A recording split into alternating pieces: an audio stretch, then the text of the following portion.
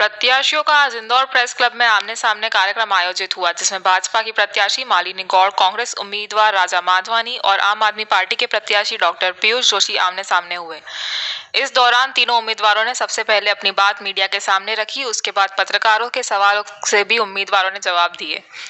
आम आदमी पार्टी और कांग्रेस के प्रत्याशियों ने जहां भाजपा की विधायक और महापौर रही मालिनी गौड़ से कई तरह के सवाल किए, तो वहीं मीडिया के सवालों के जवाब भी माननीय गौड़ ने अपनी शैली में दिए।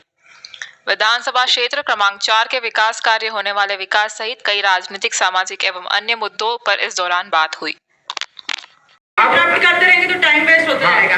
मेरा सवाल मालिनी जी से है कि जैसा कि आपने कहा, मैं गारंटी लेती हूँ, हम लोग क्यों मीडिया के जितने भी लोग हैं वो सभी विधानसभाओं में घूम रहे हैं। आपकी विधानसभा में भी गए थे, चाहे वो बड़ा व्यापारी हो, रेहड़ी वाला हो, चाहे वहाँ के रहवासी हो।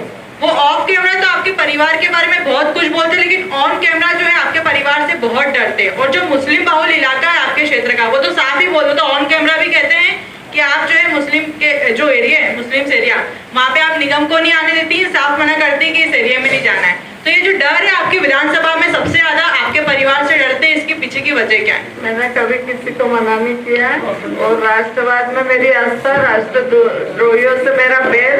जो वंदे मातरम बोलेगा उसका वोट चाहिए, और मैं वोट लेने भी नहीं जाती हूँ ऐसे एरिया में जहाँ वंदे मातरम नहीं बोलते हैं। ये अब हमारे भारत की जो भी भारत के लिए जो प्रशंसा नहीं करता है या वंदे मातरम नहीं बोलता या भारत माता की जय नहीं बोलता, मैं वोट मांगने नहीं जाती। भाभी जी ने भी बोला कि वोट मांगने नहीं जाती हूँ। इनकी रोज मुसलमान बुला के बोल रहे हैं वोट दें, वोट नहीं देंगे, फिर आप बोला न्यूट्रल हो जाओ, वोट नहीं, वो क्यों, ये क्या हो रहा है? सामने सब चीजें हो रही है। मुझे तो प्रमाण सही चाहिए। एक लोगों के बारे में बार बार जो बोल रहे हैं, मुझे प्रमाण सही चाहिए। आपसे ही है, ये मनमोहन जी आपसे सवाल है। मनमोहन जी, ये आखिरी सवाल है, इसके बाद अपनी सवाल जवाब पर लगातार पिछले 10 सालों से क्षेत्र क्रमांक 4 में कांग्रेस को हराने भी आपके ऊपर आरोप लगाया है। आपके ऊपर ये कहें कि भाजपा के जो लोग हैं वहाँ पे 4 नंबर में अवैध वसूली और गुंडागर्दी का, यही आरोप आपके लोग भी लगा चुके हैं जब आपका टिकट नहीं हुआ था। तो इस मामले में आपका क्या कहना है? एक तो यहाँ सभी मीडिया के बंधु बैठे और मीडिया के बंधुओं ने जाकर व्यापारियों की बाइट ली है। व्यापारियों ने कहा कि इनके कारण, मतलब मेरे कारण, मेरे परिवार के कारण यहाँ से गुंडों को भगाया है, इनके कारण हम सुरक्षित है। तो ये सभी मीडिया बंधु ने इंटरव्यू लिया। वो तो चुनावी मसला है, चुनावी। चलिए उमेश, मुझे जवाब देने दें। मुझे मालूम है आप किस तरह क्यों पूछ रहे हैं, झूठ से बोल रहे हैं, वो बोल रहे हैं। मैं, आप भी सब पत्रकारिता में हैं, कितनी बार एकलेश सिंह जी की और उनके लोगों की शिकायतें हुई है बाकायदा सोशल मीडिया पे। सुने भाभी जी, मगर उनकी रिपोर्ट लिखी नहीं जाती है। भाभी जी जैसे प्रमाण पूछ रही है। राजा भैया मिले थे तो बोला था एकलव्य हीरा है, अब बोले गुंडागिरी कर रहा है। कब बोला था भाभी जी? ये रिश्ता क्या कहलाता है? ये रिश्ता क्या कहलाता है? कोई तो बोलता है कि मेरा पार्टनर है, मेरा पार्टनर, मुझे दिखाए। मैं तो यही बोला चाहता हूँ, ये रिश्ता क्या कहलाता है? क्या नहीं, मैं वही अभी जो छवि में बता रहा हूँ, वो छवि मेरे सामने है। हीरो की तो बात ही नहीं हुई है। भाई ठीक है, संबंध है, इज्जत। महावर नगर में मुझे मिले थे, तब बोला था। हाँ, क्या भाई असली विपक्ष आम आदमी पार्टी है, देख लो आप लोग। एक मिनट, बात पूरी करने दे ना। आप भाभी जी बोले प्रमाण तो आप रहने देंगे तो रहने देंगे, बाकी सोशल में सब चीजें। आप इतना आतंक मचाया हुआ है कि कोई रिपोर्ट ही नहीं करा। आप खुद बताएंगे, लोगों को निशान लग के मार दिया गया, ये उनके ग्रुपों को, उनको जरूरी है कि अकेले खुद कर रहे हैं। उनके लोग भी, अभी मेरा बेटा कुछ गलत करेगा तो मैं जिम्मेदार नहीं हो गया। मैं तो भाभी जी को ये भी बोल रहे थे, आपको ने बहुत अच्छा मौका था आपके लिए। जब एकनाथ सिंह जी को टिकट नहीं मिली तो आपको, जिसको टिकट मिलनी थी, उनके लिए आप किंग मेकर बन जाते कि भाई मैं इनकी सपोर्ट करके उनको आगे बढ़ाती हूँ। आप तो अपने मुंह में टिकट मांगिए। भारतीय जनता पार्टी में सरकार नहीं बनेगी तो नीति मैं नहीं बना पाऊंगा, ठीक है। अब आप शिक्षा, स्वास्थ्य, इसकी बात कर रहे हैं। तो कैसे कैसे आप इससे मतलब कोई नीति बनाएंगे या क्या करेंगे?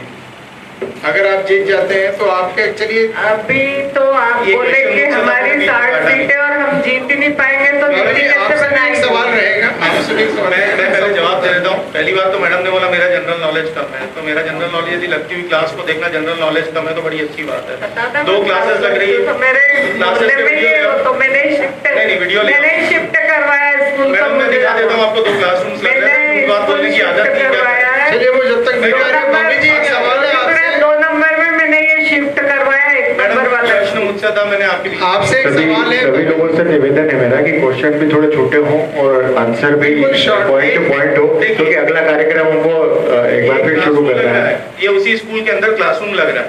कौन सा स्कूल है सर? इसका ये क्रमांक क्या है? ये लोधीपुरा गली आप क्रमांक सब 1 का मीडिया शासकीय वालों जाके एकीकृत देख माध्यमिक सकते हैं। विद्यालय। मेरा जनरल नॉलेज कम हो सकता है सर। मैं आपको आप जाके बोल भी सकता हूँ, आप जाके चेक भी कर सकते हो। इंदौर में बैठे हैं, अभी चेक हो जाएगा। अरे हाथ कंगन को चलिए वो जनता भी चेक करेगी कि कौन क्वेश्चन सच का क्वेश्चन है सर, क्योंकि मुझे देखिए आराम से शांति से अपन सब बात कर सकते हैं सर। मैं बड़ी डिग्निटी के साथ में जवाब दे रहा हूँ। प्रश्न एक आपने बहुत अच्छा पूछा, आप कैसे उसको करोगे, करने की नीयत होना चाहिए। अब यदि सरकार सपोर्ट नहीं करेगी, मान लीजिए विपक्ष के विधायक बनते हैं, किसी और दल की सरकार बनती है, हमें सपोर्ट नहीं करेगी, तो हम उसको कैसे एग्जीक्यूट करेंगे? बढ़िया क्वेश्चन है, इसी तरीके की डिबेट होना चाहिए। कैसे करेंगे भाई? यदि आप देखेंगे, मैं जिस स्कूल से पढ़ा हुआ हूँ वो वैष्णव स्कूल है, वैष्णव हायर सेकेंडरी स्कूल से पढ़ा हुआ है, ट्रस्ट संचालित स्कूल है। इस शहर के अंदर इतने दानदाता है, शहर के बाहर इतने दानदाता है, जिनसे बात करके यदि सरकार नहीं सपोर्ट करती, वैसे तो मुझे लगता है कि पब्लिक एजुकेशन का काम है, सरकार को सपोर्ट करना चाहिए, पर सरकार यदि बिल्कुल रिवेंजफुल हो जाती, जैसी भारतीय जनता पार्टी की सरकार नॉर्मली रहती है और नहीं देती है परमिशन स्कूल बनाने की भी कि भाई 5 नए स्कूल बनाना है, तो सोसाइटीज बनाई जा सकती है, सोसाइटीज के माध्यम से स्कूल खड़े किए जा सकते हैं। मोहल्ला क्लिनिक तो चाहे परिणाम जो भी हो, यहाँ बैठ के मैं बोल रहा हूँ, एक फंक्शनल मोहल्ला क्लिनिक में आपको इस चुनाव के बाद में, आचार संहिता खत्म होने के बाद में चालू करवा के दिखवा दूंगा। इनसे एक भी संजीवनी क्लिनिक नहीं चला है, हम आपको बना के दिखा देंगे और फंक्शनल तरीके से करके बता देंगे। अब रही बात है भाभी जी, चलिए आपसे एक सवाल था, अभी आपके जो प्रतिद्वंदी की है, ये पहला चुनाव है जब गोड़ परिवार का विरोध जो है करते हुए कांग्रेस या जो अपोजिशन लोग हैं वो लगातार कर रहे हैं। और इस चुनाव में जैसा पहले चुनाव के पहले दिया जा रहा था कि एकलव सिंह गोड़ को जो है टिकट मिलेगा, तो उनकी छवि खराब करने का काम भी जो है देखने में आया था। किस तरह से देखते हैं, और जो एक परिवार को बदनाम करने का काम किया गया था, कुछ परिभाषाएं भी दी गई थी, तो उस पर क्या कहेंगे आप? ये चुनावी मुद्दा होता है और आजकल सोशल मीडिया बहुत तेजी से चल रहा है। सामाजिक और राजनीतिक क्षेत्र में काम करने वालों पे कैमरे लगे होते हैं, तो कोई साबित नहीं कर पाया कि एकलव्य की क्या गुंडागिरी है।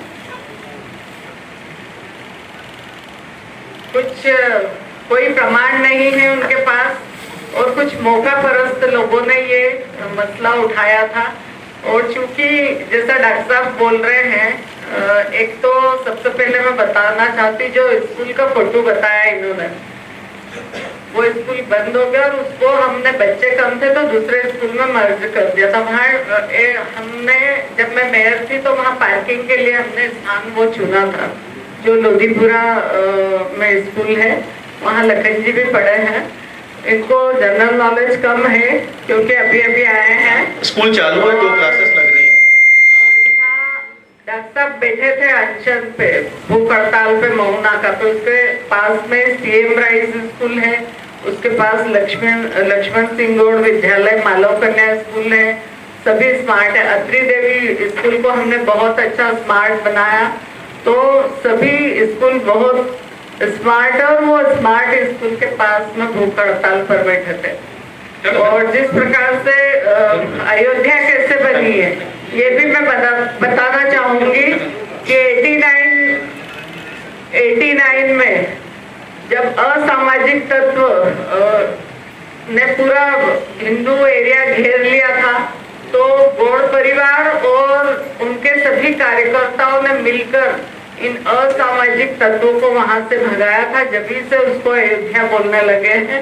सुरक्षा की दृष्टि से सभी परिवार के लोगों ने, कार्यकर्ताओं ने, हमारा कार्यकर्ताओं का परिवार, सभी लोगों ने इस क्षेत्र को बचाया था, इसीलिए इसको अयोध्या कहा जाता है। राजा भाई, अभी जब आपके समाज के और भाजपा के सांसद बने थे शंकर लालवानी, उन्होंने एक कार्यक्रम में अलग से सिंध प्रदेश की मांग कर दी थी।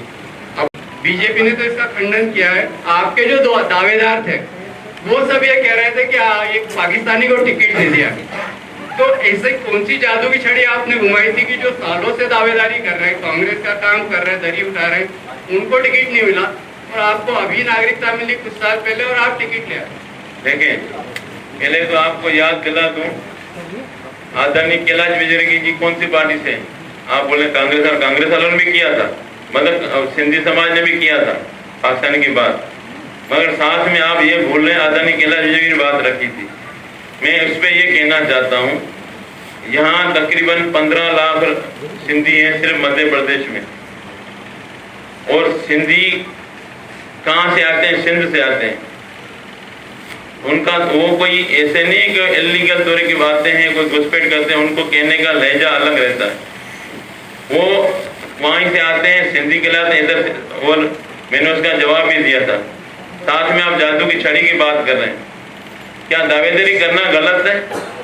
क्या यहाँ आके मैं 98 में आया, मैं अकॉर्डिंग टू इंडियन गवर्नमेंट के रूल के हिसाब से जहाँ 7 साल के बाद एलिजिबल होती है कि आप नेशनली अप्लाई कर सकते हैं।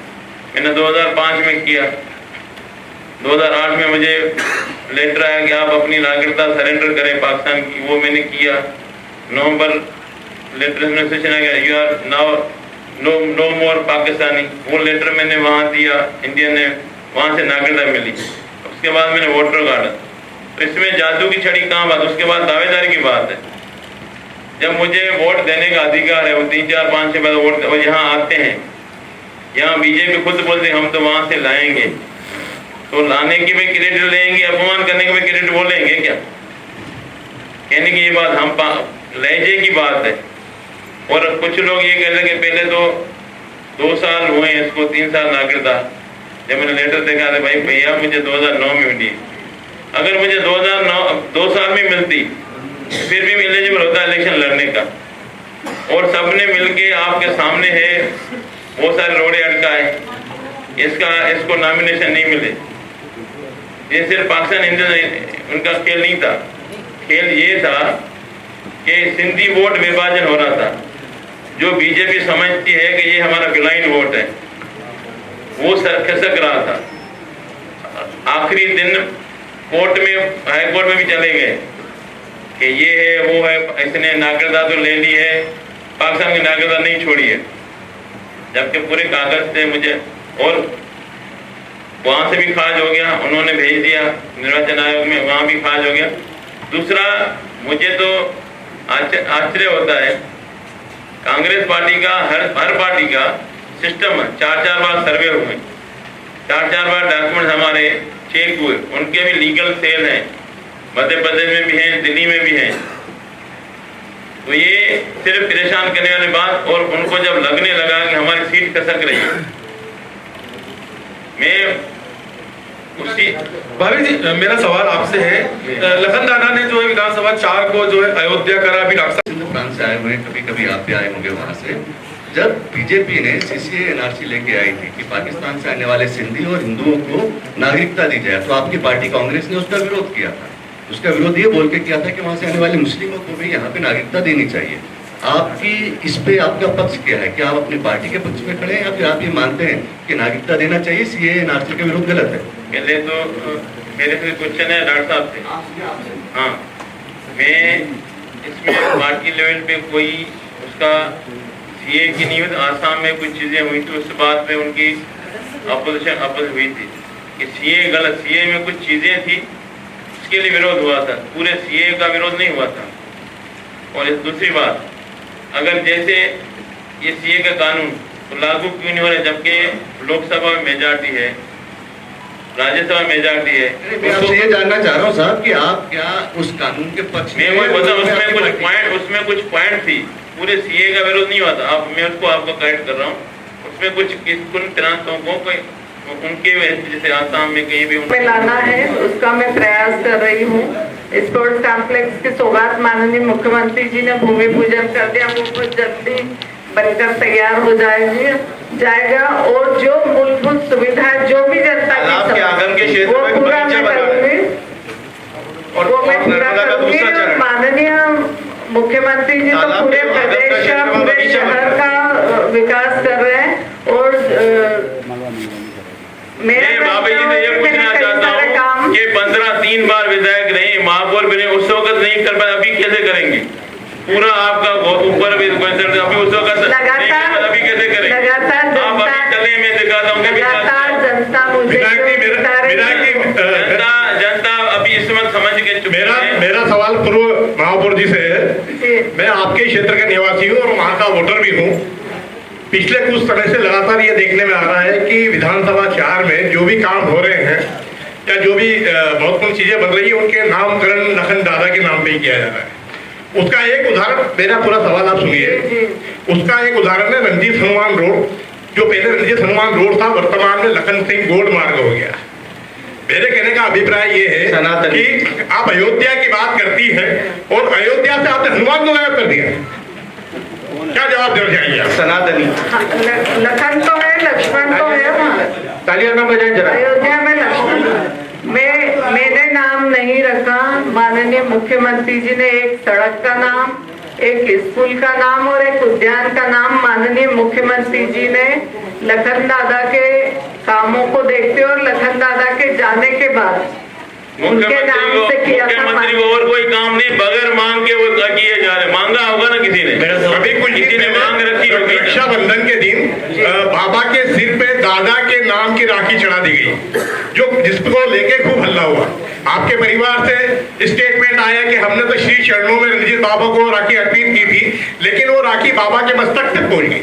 इस पे क्या कहना चाहेंगे आप? कार्यकर्ताओं ने वो समर्पित की थी और वहाँ जो भी होंगे उन्होंने किया होगा। मेरी जानकारी में नहीं कि मस्तक पे चढ़ाई है, लेकिन हाँ भगवान के चरणों में जरूर चढ़ाई थी। माननीय भाभी से है जी, आपके आसपास के दोनों प्रत्याशी आरोप लगा रहे हैं विधानसभा 4 में चंदा और गुंडागर्दी का। हाँ। आप अगर जनता वापस आपको चुनती है, आप पे विश्वास करती है, तो आप यहाँ से कुछ गारंटी दे सकती हैं कि अब आगे से वहाँ पे चंदा? उन्होंने गारंटी दे दी, व्यापारियों को कोई समस्या नहीं है। व्यापारियों ने गारंटी दे दी, वो गारंटी दे रही है। व्यापारी बंधु गारंटी दे रही है, आपको कोई समस्या नहीं है। मैं गारंटी लेती हूँ उनकी, दिन रात उनके साथ उठती बैठती हूँ, तो वो आकर समस्या मुझे ही बताते और मैं उनकी समस्याओं को हल करती हूँ और बढ़ाती हूँ। इस बहाने भाभी जी ने मान लेके गारंटी लेती है, मतलब हो रहा है चीज। और जो भी मूलभूत सुविधा होती है वो मैं पूरा करती हूँ व्यापारियों की। और व्यापारी मीडिया बंधु, मैंने बोला मीडिया बंधु ने इंटरव्यू लिए उनके, और आप भी जाके इंटरव्यू ले सकते हैं। जिनको भी थोड़ा भी संशय हो तो इंटरव्यू ले सकते। नहीं, 2-4 बंदे तो हर एक के अपने होते हैं, 2-4 बंदे इंटरव्यू लेने से पूरी समस्या लेना। आप पूरा सब व्यापारियों से, आप पूरे व्यापारियों से पूछ ले। आपसे एक सवाल ये है कि लगातार आप विधायक भी रही हैं, महापौर भी रही हैं, कई बार नगर निगम के अधिकारियों कर्मचारियों को लेके काफी शिकायतें रही हैं निगम की। धन्यवाद करती हूँ और मैं कहना चाहती हूँ कि जिस प्रकार से लक्ष्मण सिंह जी गौड़ लखन दादा ने राष्ट्रवाद में मेरी आस्था, राष्ट्रद्रोहियों से मेरा बैर, जैसा कहा था और वैसा किया, उसी ध्येय वाक्य को लेकर मैं चल रही हूँ। और इंदौर को स्वच्छता में नंबर 1 बनाने के लिए इंदौर की जनता की ऋणी हूँ। देश के यशस्वी प्रधानमंत्री की प्रेरणा से इंदौर शहर को हमने नंबर 1 बनाया है और इंदौर वासी देश विदेश में कहीं भी जाते हैं तो उन्हें इंदौरी होने का गर्व होता है। शंकर भैया, स्वच्छता अभियान के साथ साथ देश के यशस्वी प्रधानमंत्री श्री नरेंद्र मोदी जी ने अयोध्या के राम मंदिर के निर्माण में आ रही बाधाओं को दूर किया और जिसके परिणाम स्वरूप हम 22 जनवरी 2024 को रामलला को अपने मंदिर में रामलला अपने मंदिर में विराजमान होंगे। लखन दादा एवं उनके सभी साथियों ने राम जन्मभूमि आंदोलन में सक्रियता से काम किया है। ये गर्व का विषय है कि हम सभी भगवान राम और उनके मंदिर में दर्शन करेंगे। धारा 370 हटाने के लिए लखन जी ने अपने 40 साथियों के साथ इंदौर से दिल्ली पदयात्रा की थी और आज मैं माननीय मोदी जी को हृदय से धन्यवाद देती हूँ, जिन्होंने 370 धारा हटाकर जिस प्रकार से काम किया है वो अविस्मरणीय, अभूतपूर्व है। लखन दादा ने एक झंडा से चुनाव लड़ा था और मैं भी एक झंडे से चुनाव लड़ती हूँ। न होर्डिंग न बैनर, सिर्फ एक झंडा जो पार्टी ने दिया है। विधानसभा 4 में सदैव बहुआयामी विकास के लिए काम करते रहे हैं। अधोसंरचना विकास के साथ साथ राष्ट्र, धर्म, संस्कृति, समाज जागरण सतत जारी रहता है। लगातार विकास के काम हुए हैं।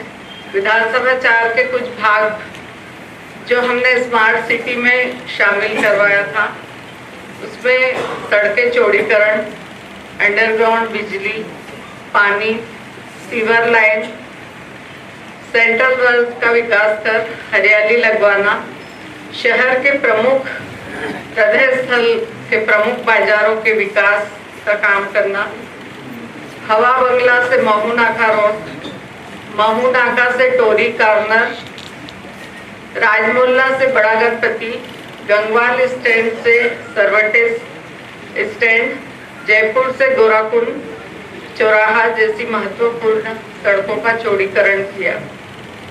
हर वार्ड में बगीचों का विकास करवाना, लोगों की सुविधा के लिए ओपन जिम, वॉकिंग ट्रैक, झूले आदि लगवाए। तीरपुर तालाब के पास अवैध बाड़े हटवाकर 10 एकड़ का एक बड़ा बगीचा जिसका नाम हमने अहिल्या उद्यान दिया है। विश्राम बाग पर एक बड़ा बगीचा जिसमें अंतर्राष्ट्रीय मानक का स्विमिंग पूल भी है और उस उद्यान का नाम माननीय मुख्यमंत्री जी ने लखन दादा लक्ष्मण सिंह गौड़ उद्यान के नाम से किया है। दशहरा मैदान के पास 47 करोड़ का स्पोर्ट्स कॉम्प्लेक्स माननीय मुख्यमंत्री जी ने अभी हाल ही में बड़ी सौगात दी है, उसका भूमि पूजन किया और आगे ये बनकर तैयार होगा। जल व्यवस्था हेतु 7 पानी की टंकी विधानसभा 4 में, एक नई टंकी का निर्माण अभी चल रहा है। व्यवस्थित storm water line, drainage system, हर वार्ड में संजीवनी क्लिनिक बनाने का काम चल रहा है। शासकीय स्कूल का उन्नयन करवाया जो किसी प्राइवेट स्कूल से बेहतर व्यवस्था वाले हैं। शासकीय कॉलेज जीजाबाई जिसमें प्लेसमेंट के लिए मल्टीनेशनल कंपनी आ रही है। विधानसभा 4 मेरा परिवार है और मेरे परिवार के साथ सतत संवाद कर समय समय पर आने वाली समस्याओं के निवारण हेतु विकास कार्य करना हमारी कार्य पद्धति में है। विकास निरंतर चलने वाली प्रक्रिया है और हम सतत इसके लिए काम करते रहेंगे। कोटी चौराहा पर एक बड़ा ब्रिज बन रहा है, वो हमने संत सेवालाल जी के नाम से किया है। माननीय मुख्यमंत्री जी ने उसका भी भूमि पूजन किया। इंदौर तेजी से बढ़ता शहर है और इस शहर में भविष्य की योजनाएं बता रही हूँ। इंदौर तेजी से बढ़ता शहर है और इस शहर में ट्रैफिक व्यवस्था सुचारू रूप से बनी रहे, इसीलिए दूसरे चरण में मेट्रो को विधानसभा 4 में लाना मेरी प्राथमिकता रहेगी। रंजित लोक का निर्माण करवाया जाएगा। युवाओं को रोजगार के लिए स्किल डेवलपमेंट सेंटर का निर्माण करवाना। महू नाका चौराहा पर नए फ्लाईओवर का निर्माण। महिलाओं की सुविधा हेतु विधानसभा 4 में महिला पुलिस थाना का निर्माण करवाना, ये सभी मेरी प्राथमिकता रहेगी। और आगे जो भी जनता की मूलभूत आवश्यकता होगी वो मैं पूरा करूंगी। धन्यवाद। वंदना। बहुत बहुत धन्यवाद आदरणीय मालिनी भाभी। मैं अब निवेदन करूंगा आदरणीय राजा मंधवानी जी से कि वे अपनी बात करें। सबसे पहले आप सबका खासकर आदरणीय अरविंद जी का, हेमंत जी का और साथ में बैठे हमारे समाज बंधुओं का और पत्रकार बंधुओं का बहुत बहुत धन्यवाद कि आपने मुझे यहाँ बुलाया और अपनी बात रखने का मौका दिया। मैं भी यही सोच रहा था कि भाभी जी शुरुआत करेंगी कि हम अपने विधानसभा की बात, वही जो मैं एक्सपेक्ट कर रहा था, शुरू हुई बात मोदी जी से। पहले तो मैं आदरणीय भाभी जी को याद दिलाऊंगा, हमारा विधानसभा में आप और हमारा डॉक्टर पीयूष जी का मुकाबला है।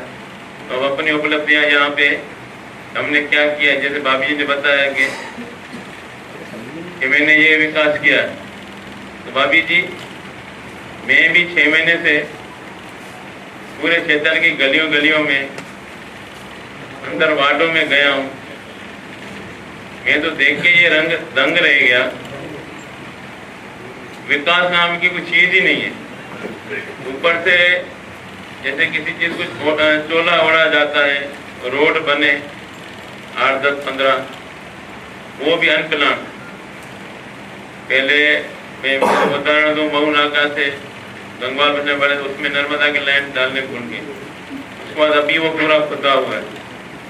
बाकी अंदर की बात आप चल के देखें, जो समस्याएं वहाँ हैं वो इतने लोग त्रस्त हैं, इतने वो पीड़ा सह रहे हैं कि हम 30 साल से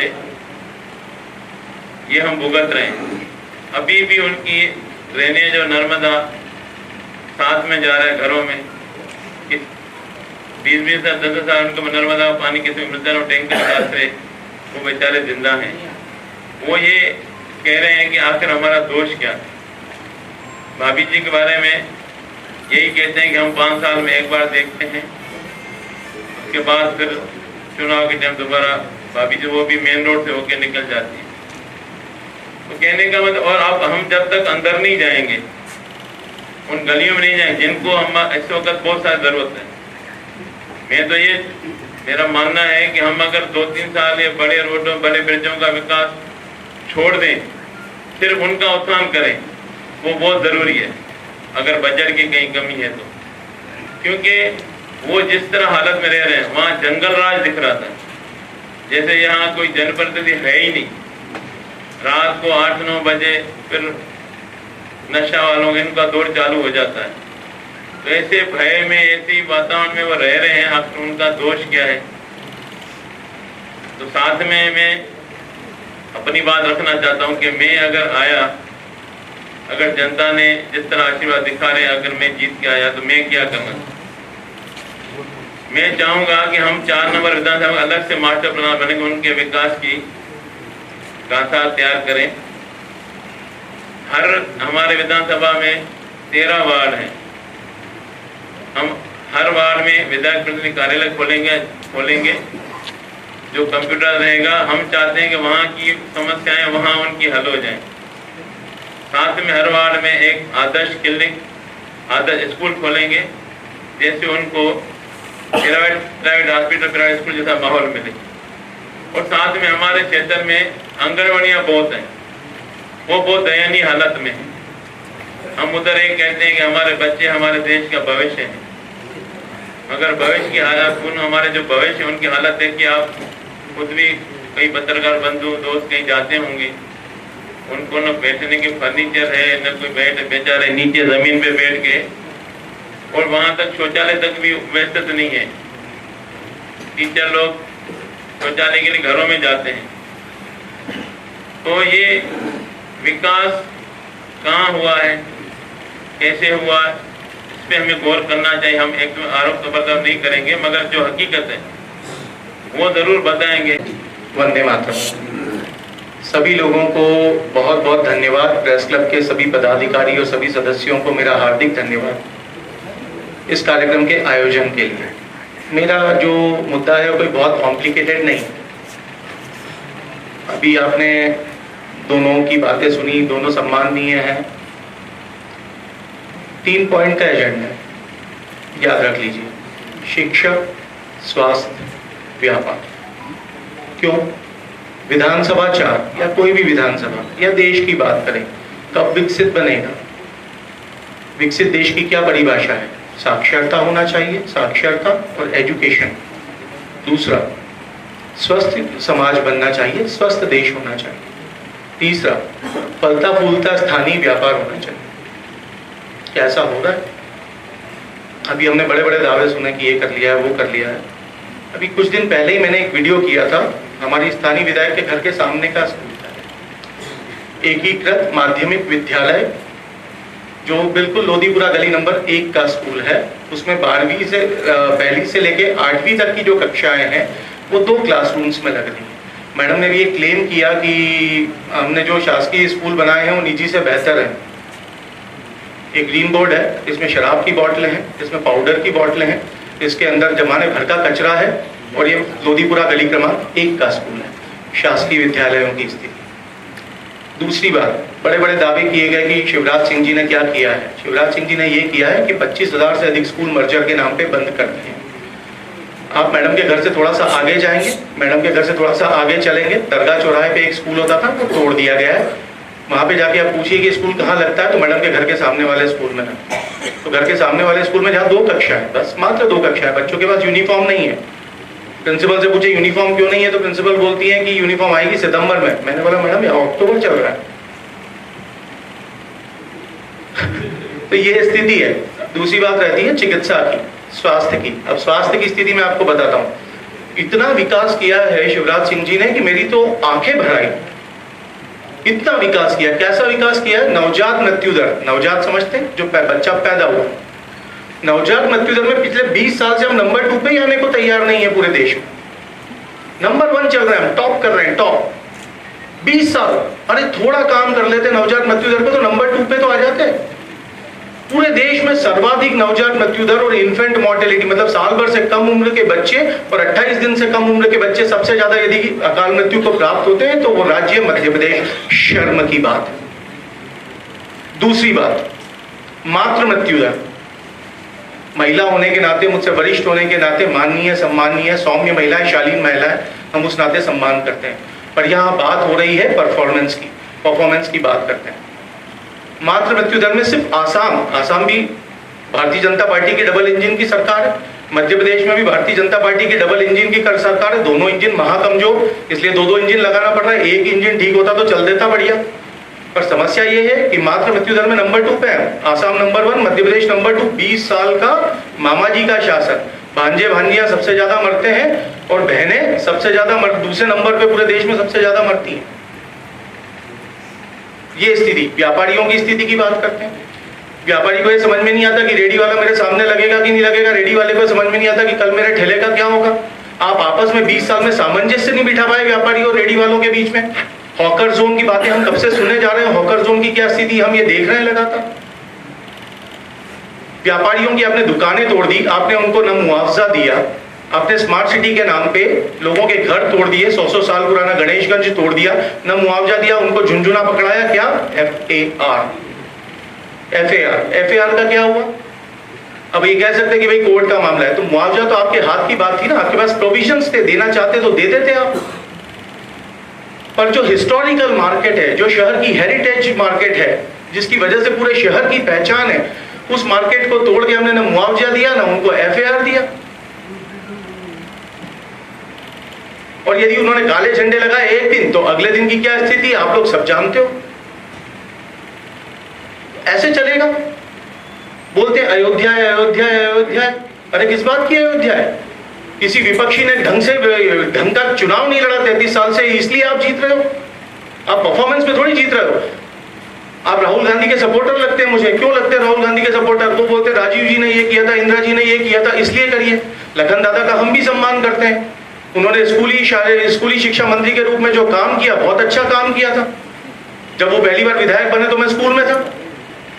हम उनका बहुत सम्मान करते हैं, उनकी उदाहरण दिया जाता है उनके स्कूली शिक्षा के कार्यकाल का। अफसोस की बात यह है कि उनके बाद में ये कार्य भारतीय जनता पार्टी की सरकार द्वारा ही नहीं किया गया। स्कूल बंद करे जा रहे हैं, स्कूली निजी स्कूलों की फीस पे कोई नियंत्रण नहीं है। मूसाखेड़ी में एक बाप इसलिए आत्महत्या कर लेता है कि वो अपने बच्चों की स्कूल की फीस नहीं भर पाता। चुनाव प्रचार में प्रजापत नगर बस्ती में गया, प्रजापत नगर में ये स्थिति है, आप देखिए एक महिला जो छोटी सी गिफ्ट पैक कर रही है, उसकी जो सबसे बड़ी बच्ची है वो सिर्फ 5वीं पास, 5वीं के बाद में उसने स्कूल से निकलवा दिया और उसकी 6 बच्चियां हैं, 6 की 6 बच्चियों को उसने स्कूल में दाखिला नहीं कराया। क्यों नहीं कराया है? क्योंकि उसके पास में एक स्कूल है जिसका नाम है कृष्णा स्कूल, उस कृष्णा स्कूल की फीस नहीं भर पा रही है वो महिला। तो क्या सरकारी स्कूल की मांग करना बहुत बड़ी बात है?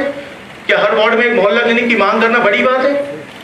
क्या स्थानीय व्यापारियों को थोड़ा सा प्रोटेक्शन देना, एक लोकल बिजनेस अथॉरिटी बना देना जो उनकी ब्रांडिंग का काम करे, जो उनकी मार्केटिंग का काम करे, जो उनकी लीगल हेल्प करे, जो उनकी पुलिसीय सहायता करे यदि कोई गुंडागर्दी करने आए, तो क्या ये बहुत बड़ी बात है? पहला चुनाव है मेरा, मैं तो राजनीति की हूं भी नहीं, चिकित्सक हूं पेशे से। मेरा सीधा सा कहना भी आप लोग ये काम कर लेते 20 साल में, तो मैं कुर्सी पे थोड़ी बैठा रहता, मैं अपने ओपीडी में बैठा रहता, अपने पर्चे लिखता रहता, मरीजों का इलाज करता रहता। और समस्या ये है कि काम किया नहीं गया। हम बड़ी बड़ी बातें करते हैं, हम बड़ी बड़ी, यदि हमने काम किया होता ना तो आज हम काम गिना रहे होते। आपने फूटी कोटी का फ्लाईओवर की बात की, फूटी कोटी के फ्लाईओवर कौन सा साइंटिफिक डिजाइन है? मेरे कम से कम 10 इंजीनियरिंग के फ्रेंड से मैंने पूछ लिया कि भाई ये चौराहा है, इसके ऊपर सेम डायरेक्शन में फ्लाईओवर का क्या पर्पस है? पूरे ट्रैफिक की आपने पूरी 12 बजा के रख दी है वहां पे, रोज आपने बिल्कुल साइडवेज से आप पूरा काम करवा रहे हैं और आप बोलते हैं कि भाई फ्लाईओवर बना रहे, महू नाका और बड़ी चौड़ा है, बड़ा चौड़ा है। पब्लिक ट्रांसपोर्टेशन सिस्टम को स्ट्रेंथन करना नहीं है। तो न स्कूल, न अस्पताल, न व्यापारी का सम्मान, फिर भी अयोध्या। जनता के पास में जाते हैं, बोलते तुम मुझे वोट दो, हम तुम्हें चोट देंगे। तो कैसे चलेगा? तो अब की बार हम लोग हैं मैदान में, एक डिलीवरेबल मॉडल है, हम लोग बात कर रहे हैं। मेरा जो जितना भी पर्चा भी चल रहा है बाजार में, जितना भी हम लोग बात कर रहे हैं, जनता के बीच में जा रहे हैं, बोले भाई 3 पॉइंट की बात है। हमारी विधानसभा में 5 सरकारी स्कूल बनाना है, सरकारी नहीं बनते तो ट्रस्ट के माध्यम से या किसी भी माध्यम से बनाना है और उसके अंदर एक प्लेग्राउंड होना चाहिए। बहुत बड़ी बात नहीं है, हायर सेकेंडरी बनाना है, सर्व सुविधा युक्त बनाना है। कैसे करना है, कैसे किया जाता है, हमें आता है, करते हैं। दूसरा, हर वार्ड में एक फंक्शनल मोहल्ला क्लिनिक बनाना है। संजीवनी क्लिनिक की मैडम ने बात की, एक संजीवनी क्लिनिक तो ढंग से चला नहीं, 85 की घोषणा करके बैठे, डॉक्टर आने को तैयार नहीं। क्या सॉल्यूशन निकाला आपने? क्या विचार किया इन समस्याओं के ऊपर कि भाई ये कैसे किया जाएगा? इंदौर और इंदौर का जो व्यापारिक क्षेत्र है, वाइंड अप कर रहा हूं, ज्यादा नहीं चलाऊंगा आप लोगों को, लंबा सरमन देने की आदत नहीं। इंदौर और इंदौर के आसपास का जो व्यापारिक क्षेत्र है, एक इंदौर की पॉपुलेशन 30 लाख, जिले का हटा दो, लगभग नया सेंसस तो आया नहीं, मोदी जी करवाते नहीं तो क्या करें, पर लगभग 30 लाख मान के चलते हैं। उसके आसपास के जितने जिले, धार हो गया, खरगोन हो गया, बड़वानी हो गया, उज्जैन हो गया, मंदसौर हो गया, नीमच हो गया, इन सब के व्यापारी इंदौर से खरीदी करते थे, इंदौर के बाजार से थोक की खरीदी करते थे, इंदौर की वो व्यापारिक पहचान हुआ करती थी। 1 करोड़ कम से कम जनसंख्या है, 1 करोड़ जो इंदौर के मार्केट पे डायरेक्टली डिपेंडेंट थी। उसका दादा खरीदने आता था, उसका पिता खरीदने आता था यहाँ पे। उसके पोते को ये बताया जाए कि मारोठिया बाजार से खरीदी करोगे तो आपको फायदा होगा, आप ऑनलाइन से मत खरीदी करो, आप आपके व्यापार की जड़ जो है वो इंदौर में बनाओ। उसके लिए क्या प्रयास किए गए मुझे बताइए, मुझे तो नहीं दिखता। आप लोगों को दिखता हो तो बता दीजिए। हेरिटेज मार्केट को तोड़ा गया, हेरिटेज मार्केट को प्रोटेक्ट नहीं किया गया। क्या ये जिम्मेदारी नहीं है हमारी कि हमारे व्यापारियों की रक्षा करें? व्यापारी यदि कमाएगा 4 पैसे उसकी जेब में यदि आएंगे तो वो रेवेन्यू बढ़ेगा, डेट नहीं बढ़ेगा। और रेवेन्यू बढ़ेगा तो वो 4 पैसे ज्यादा खर्चा करेगा, 4 पैसे ज्यादा से खर्चा करेगा तो जो इकोनॉमी की साइकिल है वो चालू हो जाएगी। पर विचार ही नहीं है। हर मार्केट में रोड चोरी करना है, रोड चोरी करना है। अरे एक बुलडोजर दो और पूरा समतल कर दो, बढ़िया ट्रैफिक चलेगा। सब तोड़ दो, घर भी तोड़ दीजिए, दुकान भी तोड़ दीजिए, सब तोड़ दीजिए, मैदान कर दीजिए। दिमाग लगाइए, दिमाग लगाएंगे तो काम ठीक से होगा। यदि दिमाग नहीं लगाएंगे तो काम ठीक से नहीं होगा। ये किसकी जिम्मेदारी है कि जो नई जनरेशन है उसको बताए कि ऑनलाइन से मत खरीदो, लोकल से खरीदो। सीधी सी बात है। लास्ट चीज कंप्लीट कर रहा हूं सर, कंक्लूड। मेरा सिर्फ ये कहना है, यदि ग्राहक लोकल दुकानदार से खरीदता है तो मैं गारंटी देता हूं, यहां पे बैठ के गारंटी देता हूं, ग्राहक का भी फायदा है और व्यापारी का भी फायदा है। और ऑनलाइन से सस्ता इंदौर का बाजार है, इतनी वैरायटी है इंदौर के मार्केट के अंदर। पर ये बताएगा कौन नए बच्चों को? क्या प्रोग्राम्स शिवराज सिंह जी ने चलाए? क्या प्रोग्राम स्थानीय विधायक ने करे? आश्चर्य की बात है। ये बोलते अब की बार मोदी सरकार, वो बोलते अब की बार कमलनाथ सरकार, हम बोलते हैं अब की बार जनता की सरकार, अब की बार शिक्षा, स्वास्थ्य और व्यापार। बहुत बहुत धन्यवाद। आप